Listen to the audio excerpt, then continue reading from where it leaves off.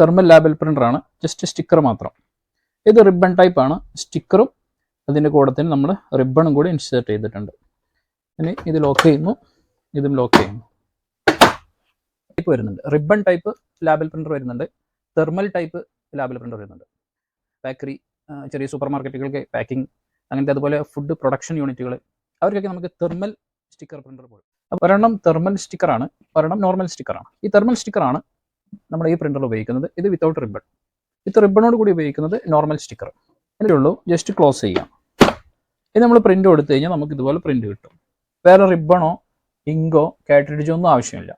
എന്നാൽ ഇതിൻ്റെ കേസിൽ നമുക്ക് ഇതുപോലത്തെ റിബൺ കൂടെ ആവശ്യമാണ്. ഇതാണ് ഇതിൻ്റെ ഇങ്ക് ആയിട്ട് നമ്മൾ ഉപയോഗിക്കുന്നത്. ഇത് രണ്ടും കൂടെ പ്രിൻ്ററിൽ നമ്മൾ ലോഡ് ചെയ്യണം.